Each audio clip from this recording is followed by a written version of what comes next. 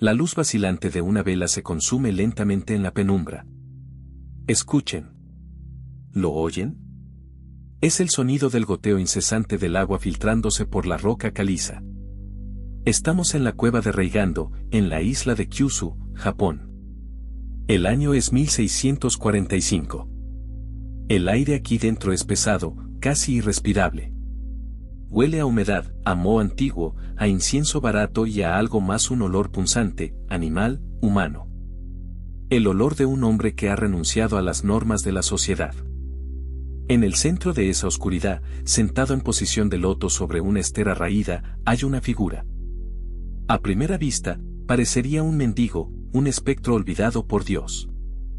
Su cabello es una maraña gris y grasienta, atada descuidadamente. Su barba es salvaje. Su piel, pegada a los huesos, está cubierta de manchas, cicatrices y una capa de suciedad acumulada durante años. No se ha bañado en mucho tiempo. No por locura, no por pereza, sino por supervivencia. Este anciano decrépito, que respira con dificultad mientras sostiene un pincel con mano firme sobre el papel de arroz, es el hombre más peligroso que jamás ha caminado sobre la tierra del sol naciente. Su nombre es Miyamoto Musashi. Dicen que ha matado a más de 60 hombres en duelos a muerte. Dicen que es un demonio. Dicen que su espada se mueve más rápido que el pensamiento. Pero ahora, amigos míos, el demonio está muriendo. Un cáncer le devora el pecho. Cada respiración es una batalla más dura que cualquiera que haya librado en los campos de Sekigahara. Y sin embargo, sus ojos, si pudieran ver sus ojos a la luz de esa vela, se helarían. No son los ojos de un anciano moribundo. Son los ojos de un tigre acorralado. Fijos.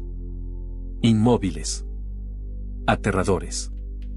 Está escribiendo su legado. El Go-Rin no So, el libro de los 5 anillos.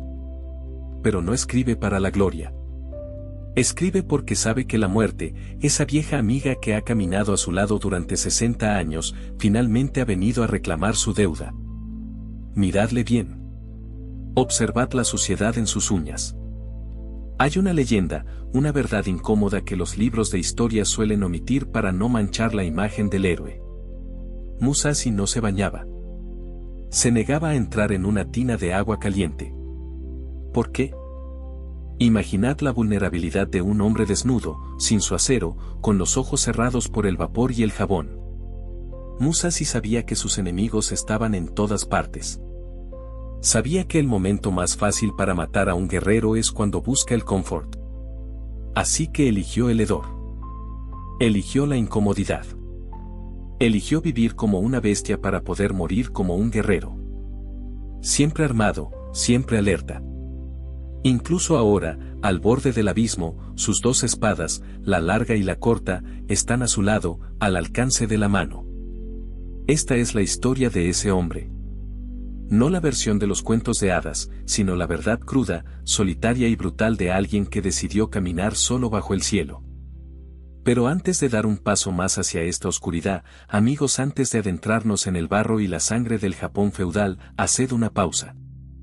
Si sois hombres que valoran estas historias reales, crudas, sin filtros y entendéis que la historia se forja con voluntad y no con palabras bonitas, considerad suscribiros a este canal.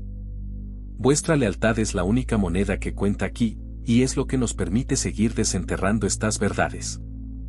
Uníos a nosotros. Y ahora volvamos a la cueva. Volvamos al demonio.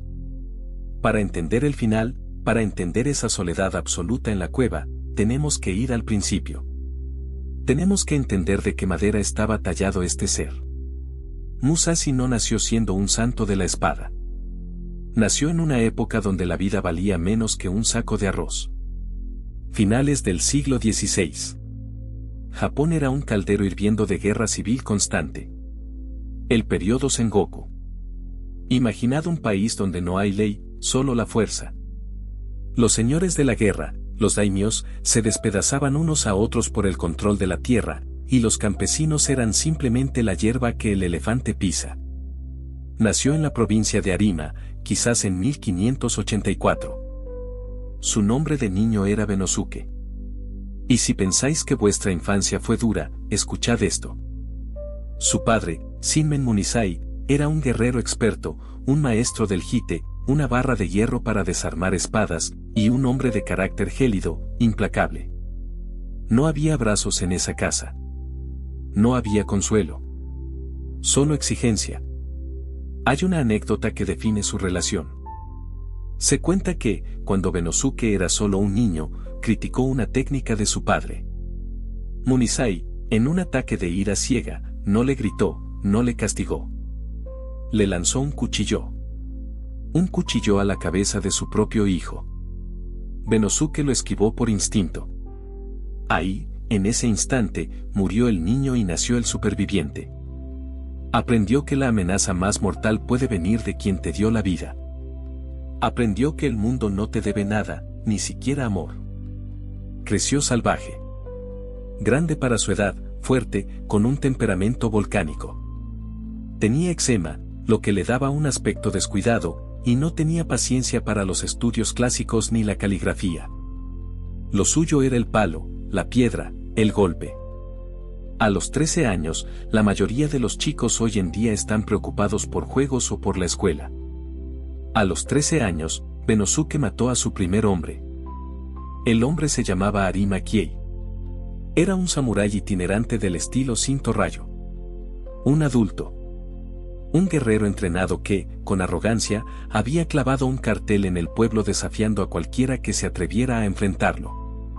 Nadie esperaba que un niño desgarbado de 13 años aceptara el reto. El día del duelo, Arima Kiei esperaba en la orilla del río, probablemente riéndose de la idea de luchar contra un muchacho. Benosuke apareció. No llevaba espada. Llevaba un palo de madera, largo y tosco. Kiei desenfundó, quizás pensando en asustar al chico, quizás pensando en darle una lección sin matarlo. Fue su último error. Benosuke no dudó. No hubo ceremonia. No hubo reverencia. El chico se lanzó sobre el hombre con la furia de un jabalí herido. Kiei atacó, pero Benosuke esquivó y, con un grito gutural, descargó el palo sobre la cabeza del samurái. El sonido debió ser repugnante. Madera contra hueso. Kiei cayó al suelo, aturdido, y Benosuke no se detuvo. Lo golpeó una y otra vez. Y otra vez. Hasta que la cabeza del hombre fue una masa irreconocible. Hasta que el suelo bebió la sangre de un samurái asesinado por un niño. Imaginad el silencio después. El chico, jadeando, con las manos manchadas, mirando el cadáver.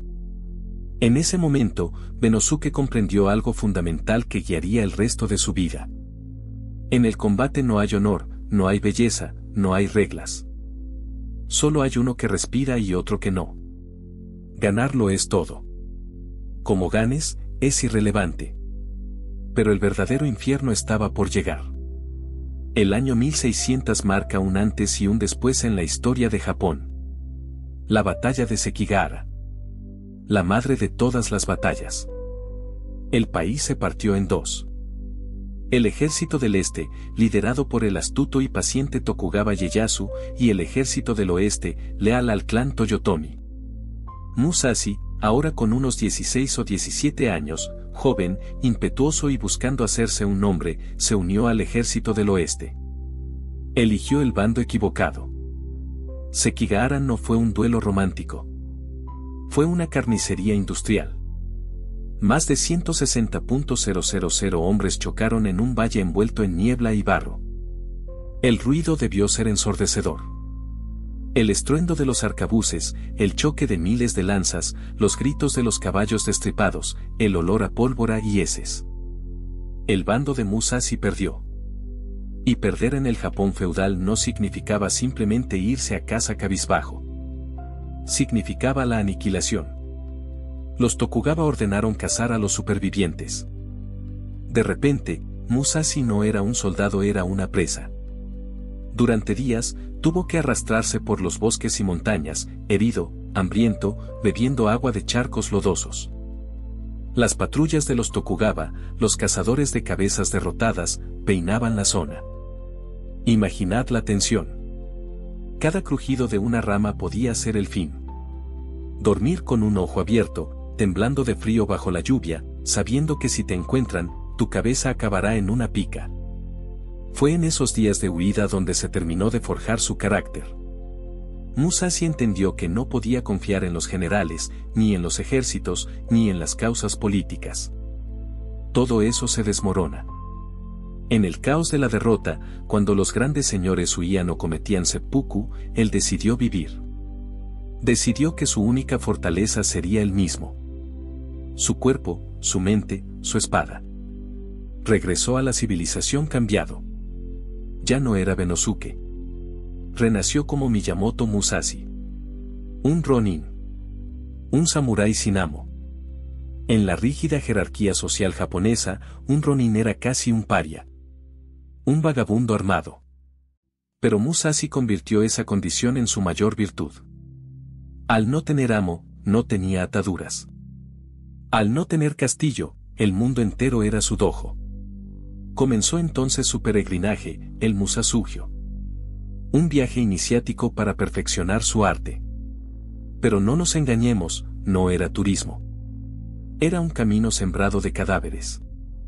Musashi viajaba solo, con su aspecto desaliñado, su ropa sucia y sus espadas viejas. Parecía una presa fácil para los bandidos o para los samuráis arrogantes que querían probar el filo de sus katanas nuevas. Pobre ilusos. Llegó a Kioto, la capital imperial. La ciudad era el centro de la cultura, la elegancia y las escuelas de esgrima más prestigiosas. Y Musashi, el perro callejero de provincias, llegó para derribar sus altares. Su primer objetivo. La escuela Yoshioka. Los Yoshioka no eran cualquier cosa. Eran los instructores de espada del shogunato Ashikaga. Eran la élite. Vestían sedas finas, olían a perfume y practicaban en dojos inmaculados. Musashi, con su olor a camino y su mirada de lobo, los desafió. El líder de la escuela, Yoshioka Seijuro, aceptó el duelo. Probablemente pensó que sería un trámite rápido. Se acordó el encuentro en el templo Rendaiji. Musashi llegó tarde. Esta sería una de sus tácticas psicológicas maestras a lo largo de su vida. Llegar tarde. Irritar al oponente. Hacerle esperar, hacerle dudar, hacerle enfadar.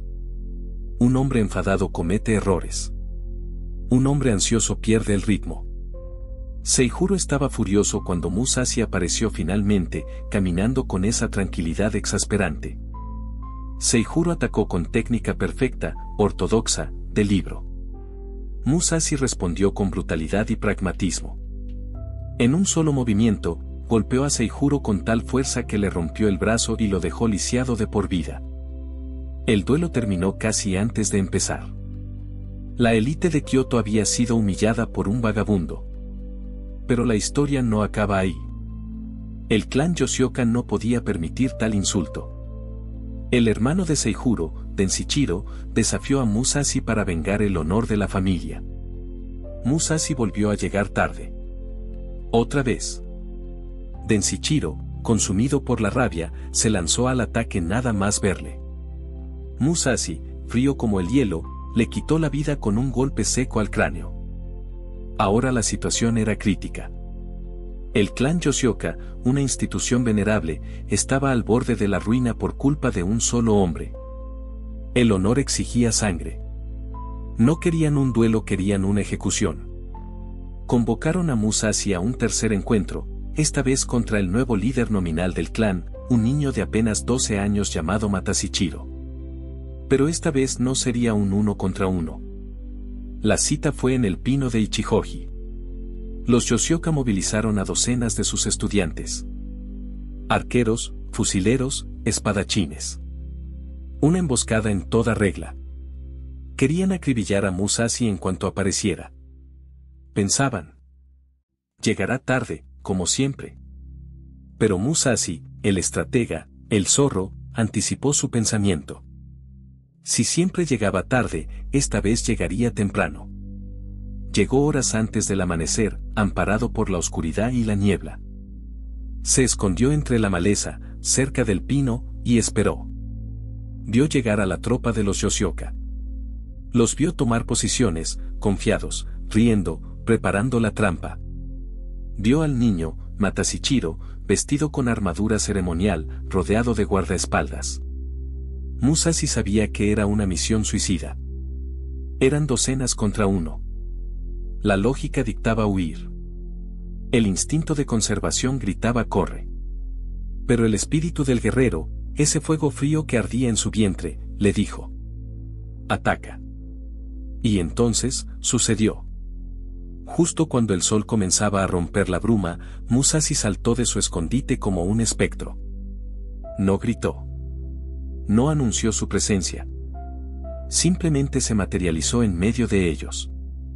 Antes de que los Yoshioka pudieran entender qué estaba pasando, Musashi cargó directamente contra el niño.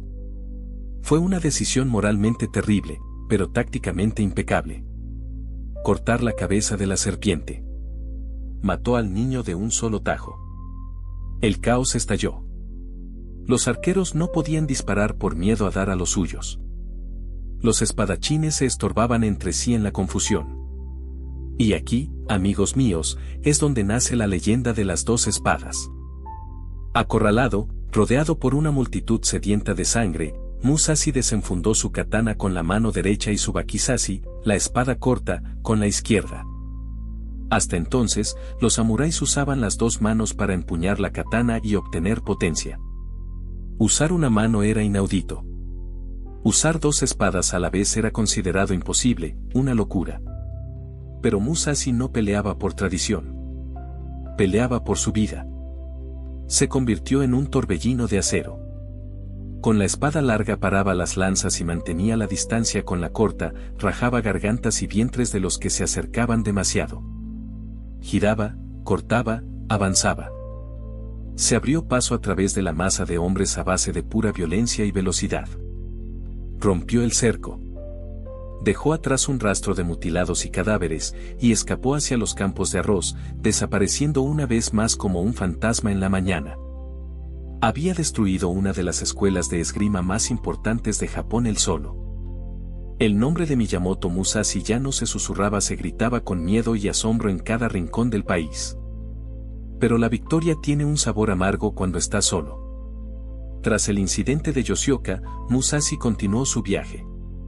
Caminó por las montañas nevadas, por las costas azotadas por el viento. Y aquí es donde empezamos a ver la transformación de su alma.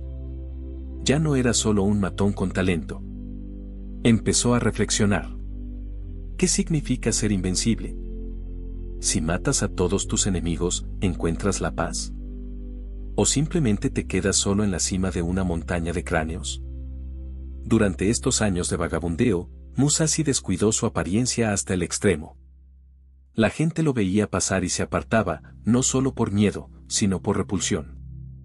Su pelo largo y sucio, su kimono lleno de parches que apenas cubría su cuerpo fibroso. Imaginad el olor. En verano, el sudor rancio. En invierno, el olor a ropa húmeda que nunca se seca. Pero bajo esa capa de suciedad, su mente se afilaba. Visitaba templos. Hablaba con monjes zen. No buscaba religión en el sentido de rezar a dioses para que le salvaran. Buscaba el vacío. Buscaba un estado mental donde no hubiera duda, ni miedo, ni pensamiento. Musin. La mente sin mente. Se dio cuenta de que la espada no es solo una herramienta para matar. Es un espejo. Cuando te enfrentas a un oponente a muerte, te enfrentas a ti mismo. A tus miedos, a tu ego, a tu apego a la vida. Y para ganar, tienes que estar dispuesto a perderlo todo. Tienes que estar ya muerto antes de desenvainar. Fue en esta época cuando se encontró con otro tipo de arma. Una que no cortaba carne, pero que podía atar el espíritu. El kusarigama. Una hoz unida a una cadena con un peso en el extremo. Se enfrentó a Shishido Baiken, un maestro de esta arma exótica. Imaginad la escena. Un claro en el bosque. Baiken haciendo girar la cadena sobre su cabeza, el zumbido del metal cortando el aire. Voz, voz, voz. El peso de hierro buscando el cráneo de Musashi, la hoz esperando para destriparlo. Un espadachín normal estaría aterrorizado. ¿Cómo bloqueas una cadena que se enrolla en tu espada? ¿Cómo te acercas sin que te abran la cabeza? Musashi hizo lo impensable. En lugar de mantener la distancia, cargó. Entró en el radio de la muerte. Esquivó el peso por milímetros, sintiendo el viento del metal en su cara, y antes de que Baiken pudiera recoger la cadena para un segundo golpe, Musashi ya estaba encima de él. Sacó su espada corta y se la clavó en el pecho. Otra victoria. Otro muerto. Pero algo estaba cambiando. Musashi empezaba a sentir el peso de su propia leyenda. Jóvenes samuráis le buscaban constantemente para desafiarle, buscando fama rápida matando al demonio. No tenía descanso. Dormía con las espadas abrazadas. Comía mirando a la puerta. Y entonces llegó el desafío definitivo. El duelo que definiría su historia para la eternidad. El choque de los dos titanes. Sasaki Kojiro. Si Musashi era la oscuridad, la suciedad y la fuerza bruta de la naturaleza, Kojiro era la luz, la elegancia y la técnica refinada. Kojiro era conocido como el demonio de las provincias occidentales. Era famoso por usar una espada anormalmente larga, una nodachi a la que llamaba el palo de secar, mono sisao. Su técnica, el corte de la golondrina giratoria, era tan rápida y precisa que se decía que podía cortar un pájaro en vuelo. Kojiro era el favorito de los señores feudales. Vestía bien, era apuesto, arrogante y letal. Representaba todo lo que el sistema samurái admiraba. Musashi representaba todo lo que el sistema temía. El hombre libre, salvaje e incontrolable. El duelo se pactó en la isla de Ganryu-jima. El día llegó. Toda la gente importante estaba allí. Los oficiales, los jueces, los testigos. Kojiro esperaba en la playa, impecable, con su larga espada brillando al sol, su cabello peinado a la perfección, su ropa ondeando con la brisa marina. Y Musashi no aparecía. Pasó 1 hora. 2 horas. La marea cambió. El sol subió. La gente empezó a murmurar. El cobarde ha huido. Musashi tiene miedo. Kojiro estaba furioso, paseando de un lado a otro, su paciencia desmoronándose. Mientras tanto, ¿dónde estaba Musashi? Venía en un pequeño bote de remos, acercándose lentamente a la isla. No tenía prisa. Iba, según cuentan, tallando algo con un cuchillo. Había cogido un remo de repuesto del bote y lo estaba afilando, dándole forma de espada de madera, un bokeiken gigante. ¿Por qué? ¿Por qué usar un remo contra la espada más fina de Japón? Algunos dicen que era para tener una ventaja de alcance, ya que el remo era más largo que la espada de Kojiro. Otros dicen que era el insulto supremo. No necesito acero para matarte, me basta un trozo de madera podrida. Cuando el bote tocó la arena, Musashi saltó. Iba descalzo, con los pantalones remangados, el pelo atado con una toalla sucia. Parecía un pescador loco. Kojiro, lívido de rabia, gritó. ¿Llegas tarde para tu propia muerte? Desenvainó su espada larga y arrojó la vaina al mar. Un gesto dramático que decía: no la necesitaré más, porque hoy o muero yo o mueres tú. Musashi sonrió. Una sonrisa fría, terrible. Y dijo sus famosas palabras. Has perdido, Kojiro.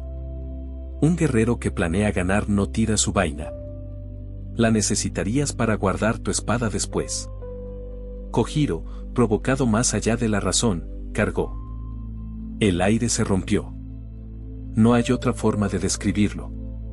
Sasaki Kojiro se movió como un relámpago. Su famosa técnica, el corte de la golondrina, no era un mito, era una realidad aterradora. Su espada larga trazó un arco ascendente buscando el cuello de Musashi, rápido, invisible, mortal. En ese milisegundo, el tiempo se detuvo. Los testigos en la playa contuvieron el aliento. Vieron el acero de Kojiro brillar cerca de la frente de Musashi. vieron la cinta que sujetaba el pelo de Musashi cortarse en dos y flotar en el viento. Estuvo así de cerca, a milímetros de la muerte. Pero Musashi no estaba allí para ser elegante. Estaba allí para ser efectivo. Mientras la hoja de Kojiro rozaba su piel, Musashi ya había descargado su golpe. Un golpe descendente, brutal, sin gracia, con todo el peso de su cuerpo y la fuerza de un leñador partiendo un tronco.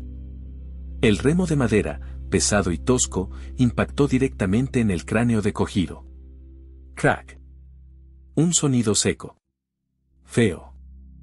No el sonido romántico del acero chocando, sino el ruido sordo de huesos cediendo bajo la madera. Kojiro cayó como un muñeco al que le han cortado los hilos. Se desplomó en la arena mojada, la sangre manchando la espuma del mar.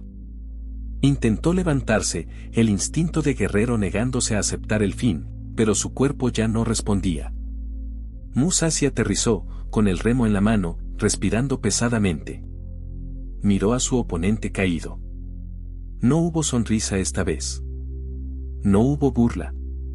Se acercó, comprobó que la vida se escapaba de los ojos de su rival, y entonces hizo algo que sorprendió a todos. Hizo una reverencia profunda, respetuosa. Luego, sin decir una palabra a los oficiales estupefactos, dio media vuelta, subió a su bote y comenzó a remar alejándose de la isla. No miró atrás. Dicen que mientras remaba, la euforia de la victoria se desvaneció y fue reemplazada por una profunda melancolía. Había matado al mejor. Había alcanzado la cima. ¿Y qué había allí? Nada. Solo el viento, el mar y otro cadáver en su conciencia. Kojiro era un rival digno, tal vez el único hombre que podía entender lo que significaba vivir al límite de la espada.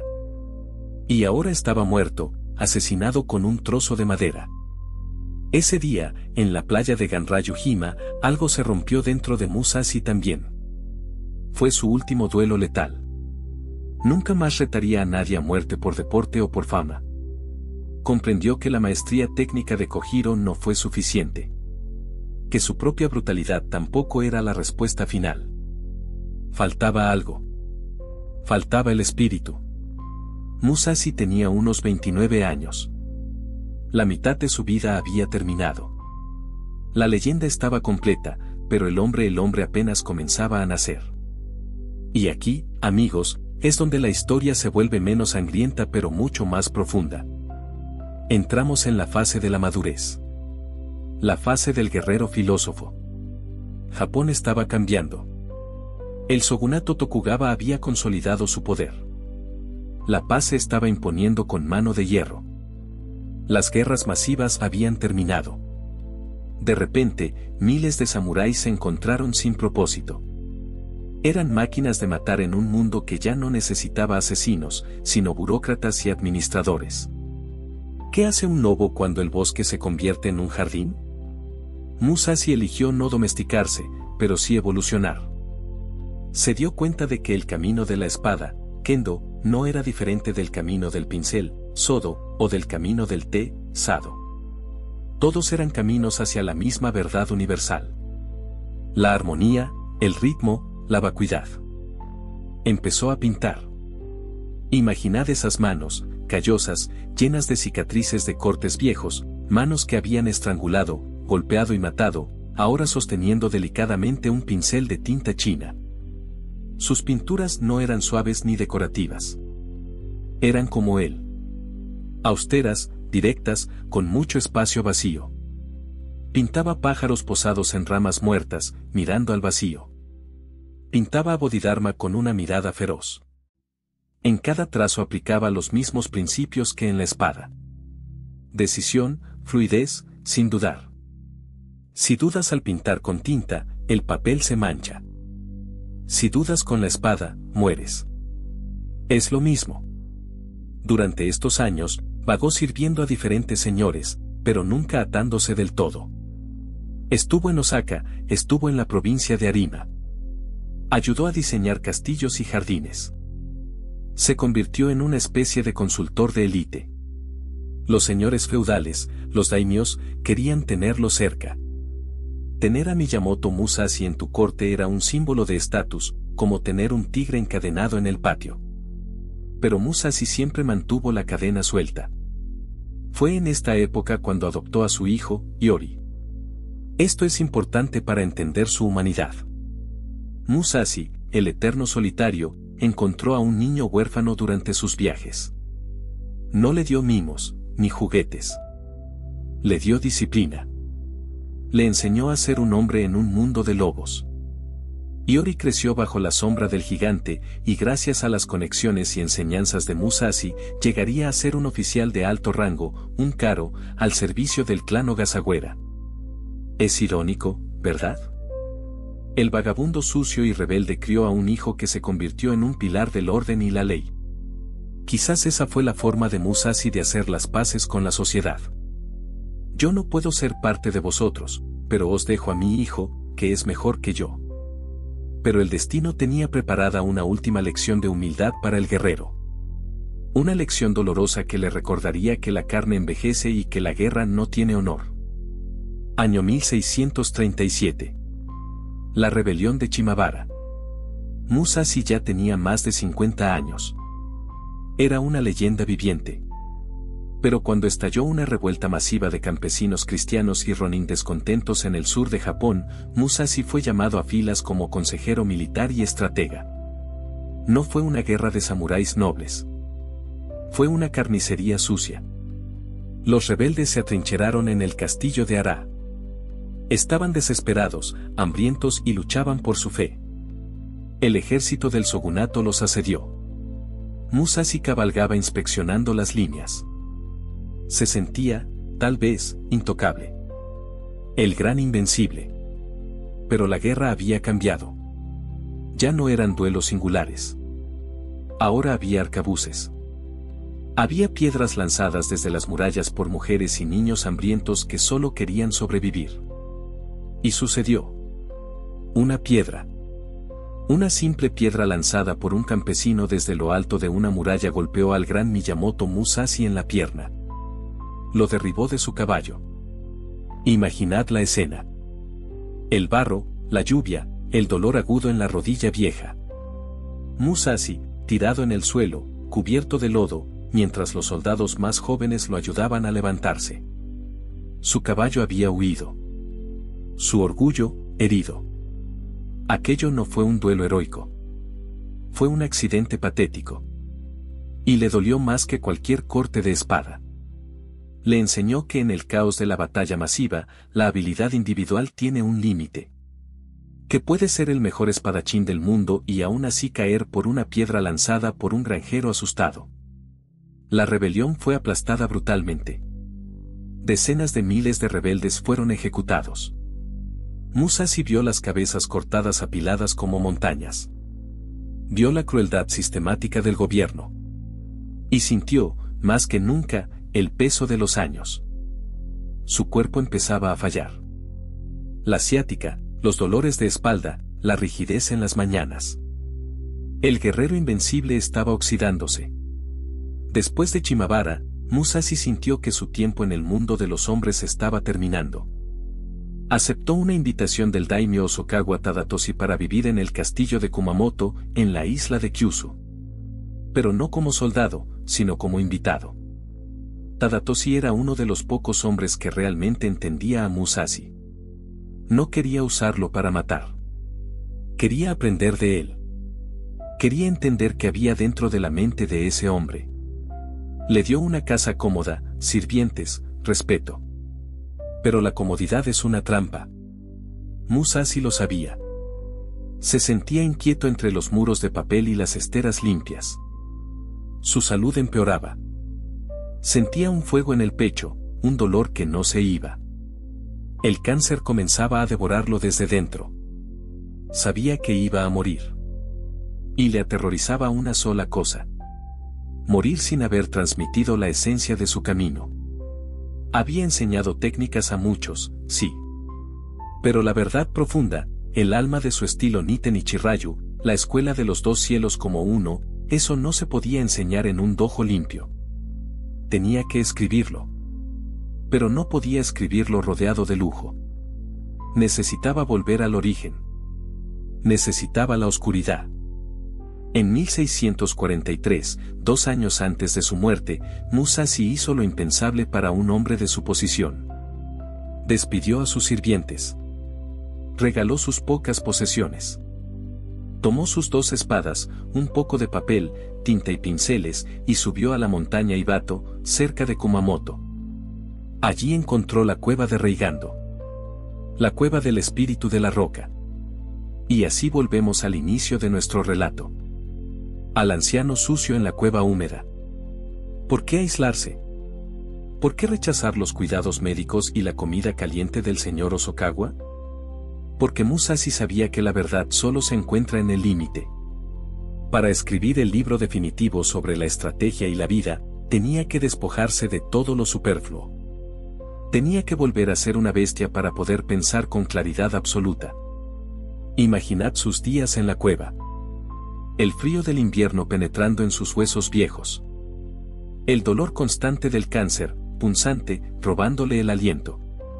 Tosía sangre sobre el suelo de piedra. No había nadie para limpiarlo. No había nadie para consolarlo. Se alimentaba de lo poco que le llevaban sus discípulos más fieles, que subían la montaña de vez en cuando, preocupados, pero temerosos de interrumpirlo. Él apenas comía. Su cuerpo se consumía, pero sus ojos ardían con una intensidad febril. No se bañaba. Como dijimos, mantenía su vigilia eterna. Incluso ante la muerte, el paranoico instinto de supervivencia seguía activo. Peinaba su cabello gris con los dedos sucios. Sus ropas eran harapos. Olía a muerte y a santidad al mismo tiempo. Y escribía. Escribía el Gorrin no So. El libro de los 5 anillos. No es un libro normal. No es un manual de pone el pie aquí y golpea así. Es un tratado sobre la psicología del conflicto. Es un mapa del alma humana bajo presión. Dividió el libro en 5 rollos. Tierra, agua, fuego, viento y vacío. En el libro de la tierra, explicaba los fundamentos. Conoce el camino más pequeño y conocerás el grande. Construye tu base. Sé sólido. En el libro del agua, hablaba de la flexibilidad. Sé como el agua. El agua toma la forma del recipiente. Si el enemigo es fuego, tú eres agua. Si el enemigo es roca, tú eres agua que la erosiona. No tengas una forma fija. La rigidez es muerte. En el libro del fuego, trataba sobre la batalla. El ritmo. El tiempo. Cómo dominar el espíritu del enemigo. Cómo hacerlo sentir pequeño antes de que empiece la pelea. Mueve la sombra del oponente. Haz que dude. En el libro del viento, criticaba a otras escuelas. Se burlaba de los que se centraban en espadas largas o cortas, o en posturas bonitas. Decía: no hay posturas en el combate real. Solo hay cortar al enemigo. Todo lo que sea decorativo es basura. Y finalmente, el libro del vacío. El más misterioso. El testamento final de su alma. Escribía esto mientras la vela parpadeaba y su mano temblaba por el dolor. En el vacío hay virtud y no hay maldad. La sabiduría existe, la lógica existe, el camino existe, la mente es vacío. ¿Qué quería decir? Quería decir que cuando alcanzas la perfección, dejas de pensar. Te conviertes en la acción misma. No hay yo que golpea al tú. Solo hay el golpe. Es la libertad absoluta del miedo. Musashi escribió esto sabiendo que nunca volvería a levantar una espada en combate. Escribía para nosotros. Para los hombres del futuro que tendrían que luchar sus propias batallas, no con katanas, sino con palabras, con negocios, con enfermedades, con la soledad. Una semana antes de morir, terminó el libro. Dejó el pincel. Sintió que el final estaba cerca. Llamó a sus discípulos. No para que lo salvaran, sino para despedirse. Les entregó el manuscrito. Les entregó sus espadas. Pero hubo un último acto de voluntad. Un último desafío a la debilidad. Musashi no quería morir tumbado. Odiaba la idea de morir en una cama, o en una estera, débil, pasivo. Quería morir de pie.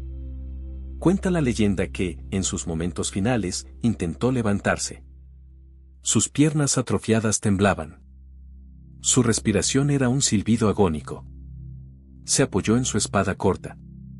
Intentó enderezar la espalda. Quería recibir a la muerte mirándola a los ojos, vertical, como un pilar que se niega a caer. No pudo mantenerse de pie mucho tiempo.